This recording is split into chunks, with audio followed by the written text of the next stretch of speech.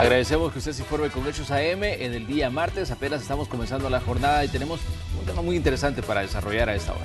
Exactamente, vamos a abordar en el siguiente informe los riesgos que se corren en los espacios digitales por delitos cibernéticos y cómo las mujeres son las más vulnerables.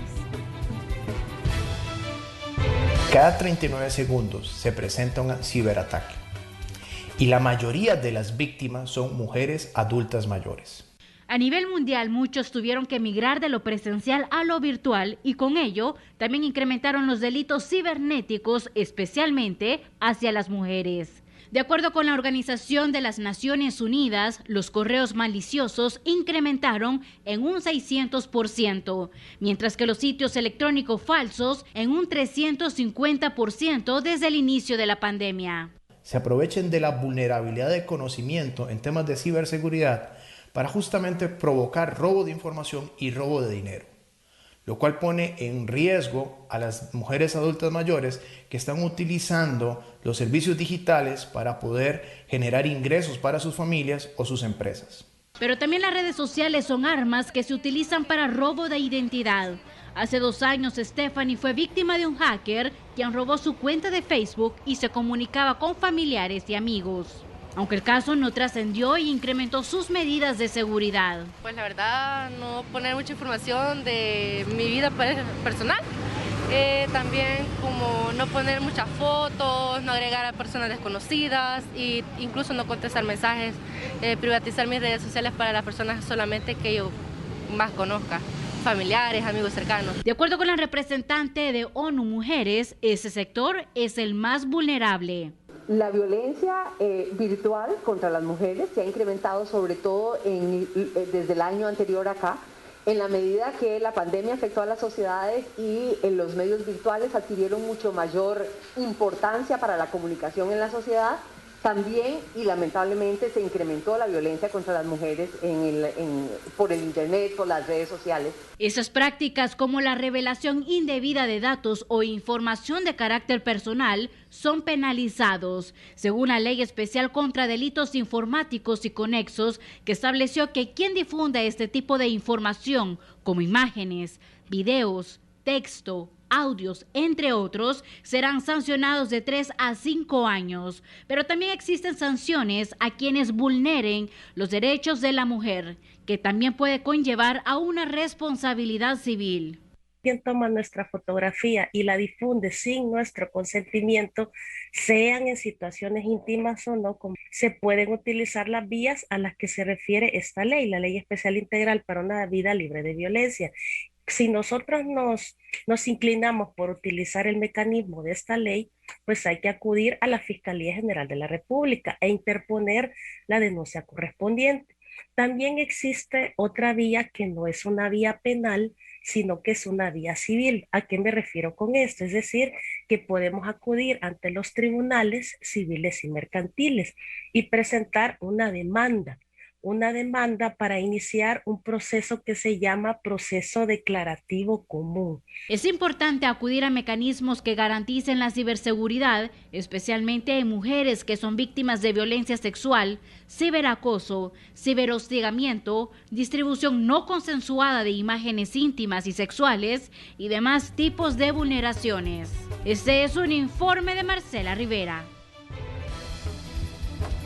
Bueno, y ante estos ataques, tal cual veíamos en la nota, es importante conocer cómo pueden implementarse medidas de ciberseguridad en el entorno familiar y cómo hacer para mantener también un diálogo abierto. Bueno, hay que mantener un diálogo abierto con los hijos e hijas, hay que supervisar el acceso de los menores al internet, establecer límites en cuanto al uso de los dispositivos, instalar un programa de control parental, revisar los controles de privacidad de videojuegos y aplicaciones y juguetes inteligentes, así como mantenerse al día sobre los sitios, aplicaciones, redes sociales, entre otros. Estas son solo algunas recomendaciones básicas, elementales, esenciales de ciberseguridad familiar que más allá de lo elementales y básicas que son, pues no son puestas en práctica y son desconocidas por muchas familias.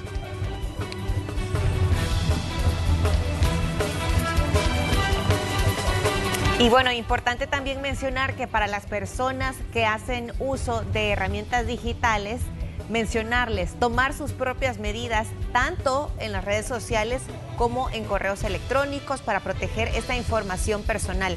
Muy importante, ponga mucha atención, no confíe en las cadenas de WhatsApp y en los correos enviados cuando tienen, por ejemplo, errores gramaticales o una calidad sospechosa. También aconsejamos no abrir archivos adjuntos poco confiables. Y esto lo mencionamos mientras estaba también corriendo la nota, Manuel. Este es un método que utilizan también ciertos programas como virus informáticos que se transmiten y se reproducen a sí mismos y que son archivos adjuntos que la gente no conoce y que sin querer le envía a sus contactos. Exactamente, también les recomendamos no agregar a desconocidos a las redes sociales, cuidar lo que se publica. Esto es importante porque mucha gente tiende a ventilar su vida personal, su vida laboral, todo en las redes sociales, y esto es una situación a través de la cual se va revelando información que debería ser de uso privativo de una persona. Entonces, pero como decíamos, el tema de las redes, en redes y con el uso del internet y las redes sociales, el tema es que todos somos vulnerables, solo que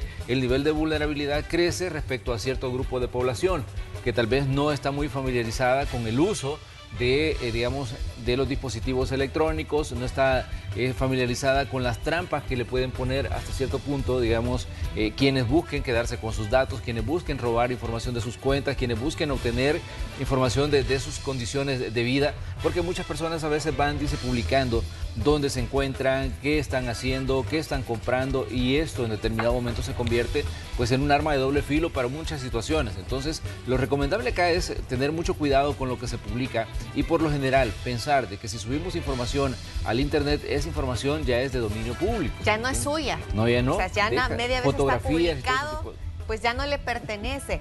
Y bueno, es importante también destacar, yo he escuchado también casos de correos electrónicos que llegan con logo incluso de instituciones bancarias pidiéndote datos personales o pidiéndote contraseñas, y eso también es un método utilizado por los estafadores para poder acceder a las contraseñas y a datos personales, ahí donde vemos los casos de robos de identidad o desfalcos en tarjetas de crédito. Exactamente, también es importante señalar que si usted tiene contactos en Messenger, tenga mucha precaución con la información que brinda esos contactos. Otro punto importante es que muchas veces a través de estos contactos se solicita dinero a las personas.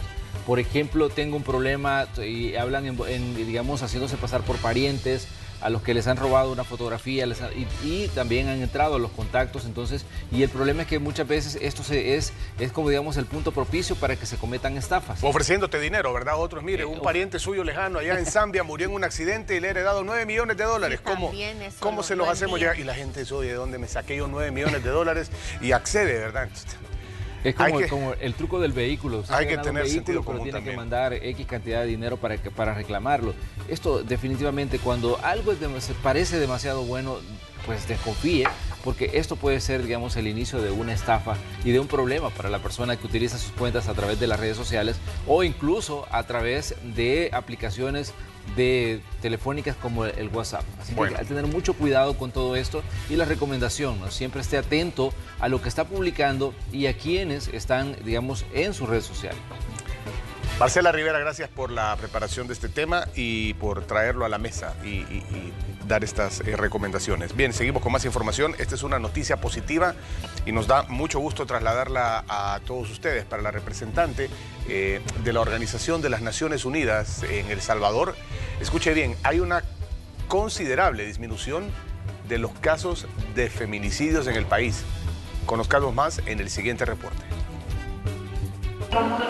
La Organización de las Naciones Unidas para la Mujer sostiene que en El Salvador hay una reducción en los feminicidios a comparación con años anteriores.